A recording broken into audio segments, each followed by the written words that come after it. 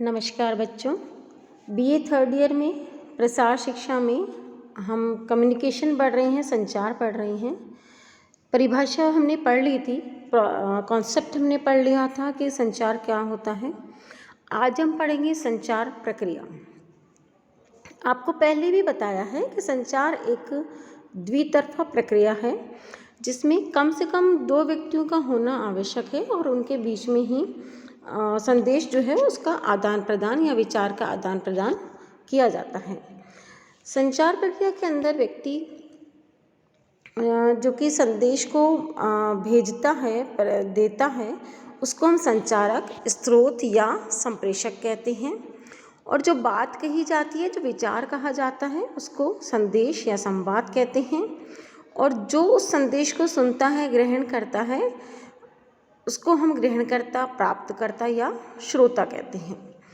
तो इस कारण से दो व्यक्तियों के बीच में जो संदेश का आदान प्रदान होता है उसको हम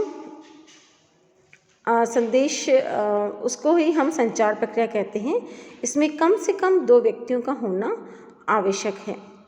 तो संदेश लेकिन इसके बीच में एक और चीज़ आती है कि दो व्यक्ति तो हैं और संदेश भी है जिसको दिया जा रहा है, लेकिन उसको भेजने के लिए, दूसरे के पास भेजने के लिए माध्यम क्या है।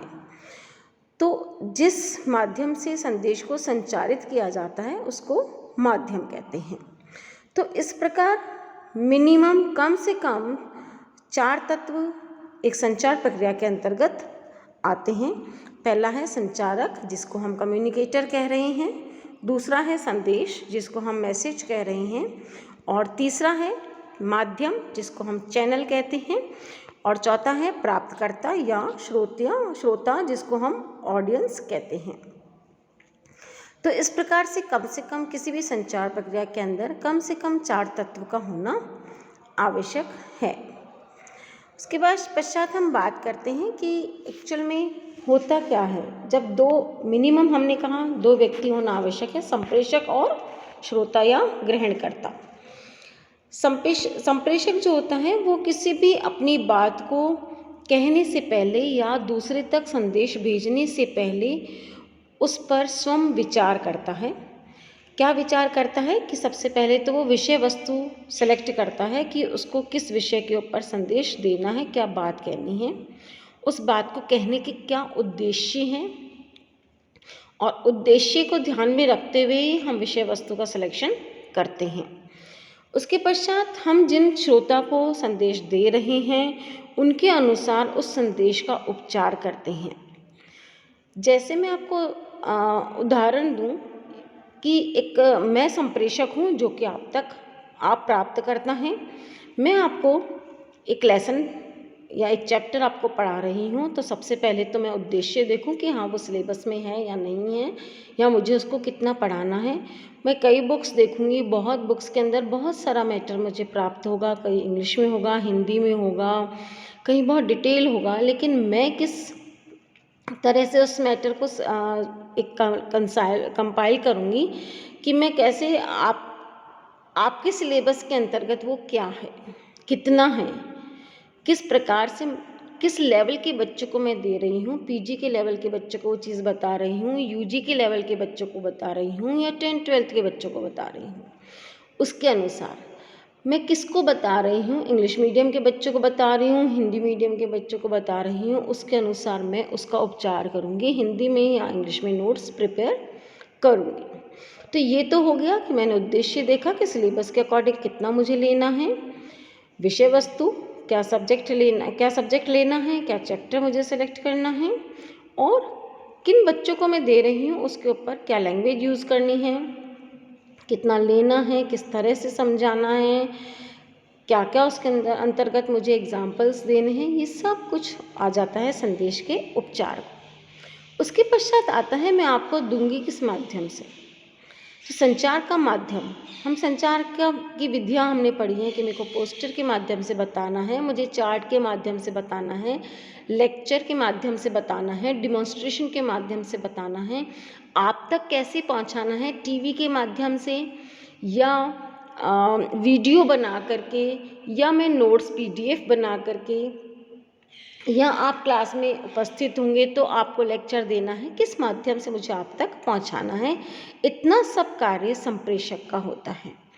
जब संप्रेषक ने उद्देश्य देखते हुए विषय वस्तु सेलेक्ट कर लिया और उसका पूरा उपचार कर लिया श्रोता के अनुसार, और उसके पश्चात उसके लिए एक माध्यम भी सेलेक्ट करके उसको भेज दिया, उसके बाद काम आता है श्रोता का, जो कि प्राप्त करता है या ग्रहण करता है। तो सबसे पहले तो वो ग्रहण करेगा,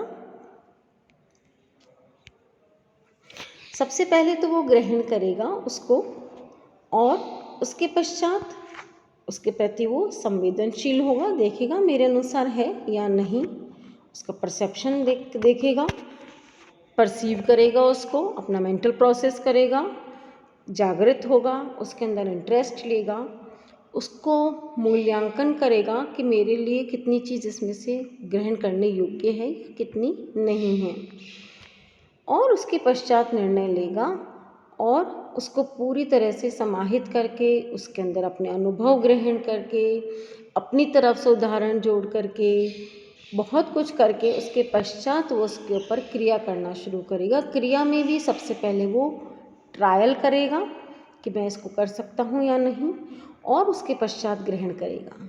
जैसे मैं आपको एक एग्जाम्पल देती हूँ कि लैब के अंदर एक नया इनोवेशन हुआ किसानों के लिए, और उसको किसानों के अनुसार संदेश, उसका उद्देश्य देखा गया कि ये चीज़ किसानों के काम की है, उस विषय वस्तु तैयार की गई, उसका उपचार किया गया, उसको उसको माध्यम के द्वारा प्रसारित किया गया। किसान जो है उसने ग्रहण करा, देखा, संवेदनशील हुआ उसके प्रति, उसके में रुचि दिखाई, उसको मूल्यांकित करा, अपने अनुभव के कितने सालों का किसान के पास अनुभव है उसके अंदर जोड़ा। उसके पश्चात उसने खेत के अपने किसी एक कोने के अंदर उसका ट्रायल करा, जब ट्रायल में सक्सेस हो गया उसके पश्चात उसको ग्रहण करा। इतना एक प्रोसेस होता है कम्युनिकेशन के अंदर। सिंपल से कम्युनिकेशन भी हो सकता है कि आप यह बॉटल मुझे पकड़ा दीजिए, वह भी है एक। लेकिन जो ग्रहण करता है, मान लीजिए वह सुन रहा है, हवा के माध्यम से उस तक हमने बोल करके मैसेज दिया ये बॉटल पकड़ा दीजिए, उसने उसको सुना, मेंटल प्रोसेस के अंदर गया कि बॉटल कहाँ है, कैसी होती है बॉटल, कौन सी बॉटल देनी है, उसके पश्चात ही उसने उसके ऊपर क्रिया करी। तो कम्युनिकेशन प्रोसेस जो है पूरी तरह से एक संचारक, संदेश, माध्यम, प्राप्तकर्ता के ऊपर है, और मेन जो रोल अदा करते हैं वो संप्रेषक और श्रोता करते हैं। आपके कोर्स के अंदर कम्युनिकेशन प्रोसेस के मॉडल बताए गए हैं। अलग अलग वैज्ञानिकों ने अलग अलग मॉडल बताए हैं। मैं आज आपसे 3 मॉडल डिस्कस करूँगी। सबसे पहला जो सिंपल मॉडल है वो है संचार मॉडल। संचार मॉडल सबसे पहला जो हमने देखा वो था, सिंपल अगर हम लेते हैं तो संप्रेषक, संदेश, उपचार और श्रोता, जिसको अभी हमने डिस्कस किया। उसके पश्चात एक अरस्तु हुए हैं जिन्होंने भी अपना मॉडल दिया, और उन्होंने यह मॉडल केवल बोल करके जो हम कम्युनिकेशन करें, बोल करके जो हम संचार करें, उसके ऊपर उन्होंने बताया कि वक्ता है बोलने वाला, उसका भाषण है, और श्रोतागण हैं जो कि उसको सुन रहे हैं। ये सबसे सिंपलेस्ट मॉडल है, लेकिन यह केवल जो केवल मॉडल है, ये केवल एक सामने श्रोता बैठे हुए हैं और सामने वक्ता बोल रहा है, और अपनी लैंग्वेज के अंदर वो बोल रहा है, केवल भाषण दे रहा है, उसी के अंदर यह फिट होता है। तो अरस्तु का जो मॉडल है वो सबसे सिंपल मॉडल है, जो कि बोलने वाला व्यक्ति जिसमें वक्ता कहलाता है, और जो संदेश वो दे रहा है वह भाषण कहलाता है, और जो अपने तथ्य, विचार, अनुभूति, संवाद, सोच हो सकता है भाषण के रूप में, और जो उसको ग्रहण कर रहा है, सुन रहा है, वह श्रोतागण कहलाता है। लेकिन इसके अंदर, इस मॉडल के अंदर जो वक्ता है और श्रोता जो है वो आमने सामने होने चाहिए, यह प्रत्यक्ष होना चाहिए। उसके पश्चात आता है शैनन वेरन वीवर मॉडल। इसके अंतर्गत स्रोत हैं, प्रसारक है, संकेत है, प्राप्तकर्ता है और गंतव्य है।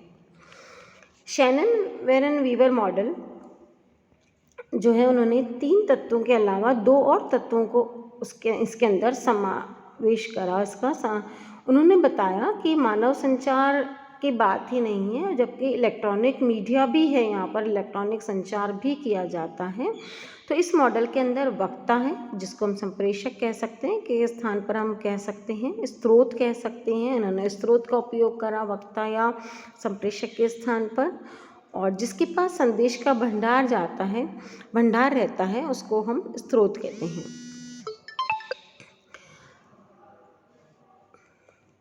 जिसका प्रेषण वह संकेतों शब्दों के माध्यम से करता है। प्रसारक से संकेतों को प्राप्त करता है और उसको भेजता है। प्राप्तकर्ता संकेतों को प्राप्त करके उसके अनुरूप क्रिया करते हैं और गंतव्य, जिसको हम गंतव्य कहते हैं। तो शैनन वीवर मॉडल को हम स्रोत, प्रसारक, संकेत, प्राप्तकर्ता और गंतव्य के अनुसार दर्शा सकते हैं। उसके पश्चात आता है वेस्ले तथा मैकियन मॉडल। इस मॉडल में शैनन वीवर मॉडल की तरह ही 5 तत्व हैं, लेकिन इसके अंदर जो स्रोत है उसके स्थान पर प्रेषक का उपयोग किया गया है, जिसको हम सेंडर कह रहे हैं, जो कि संवाद जो है, संदेश जो है, उसको भेजने से पूर्व उसका वो संकेतीकरण करता है, श्रोता के अनुसार उसको तैयार करता है, संकेतकर्ता कहते हैं हम। उसके पश्चात माध्यम आता है। संवाद को किसी भी उचित माध्यम से प्रॉपर चैनल के द्वारा भेजा जाता है। उसके पश्चात संकेतवाचक आता है, जो संकेत हमने बनाए थे, एनकोड करे थे, उनको डिकोड करता है और प्राप्त करता होता है।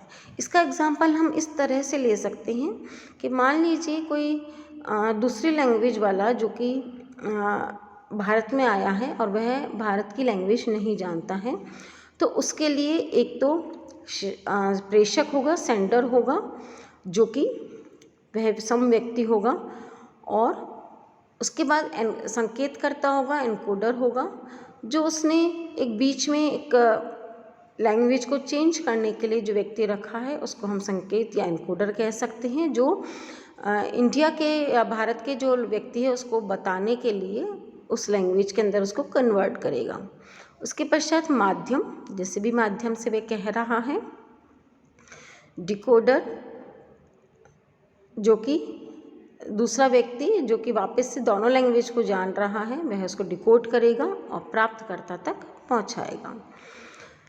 इसको हम इस तरह से भी ले सकते हैं कि हम कोई भी एक मैसेज दूतावास में देना चाहते हैं, वहाँ पर हम एक जो कोड लैंग्वेज है उसके अंदर हम किसी ने मैसेज दिया है, उसको हम कोड लैंग्वेज के अंदर बनाएं, उसको हम प्रॉपर चैनल से भेजें, वहाँ पर बैठे हुए व्यक्ति उसको डिकोड करें, उस कोडिंग को खोलें और प्राप्तकर्ता उसको प्राप्त करें। तो वेस्ले मैकियन जो मॉडल है वो इस बात को बताता है कि बीच में एनकोडर और डिकोडर भी होते हैं। बाकी के हम जो मॉडल है वो हम कल पढ़ेंगे।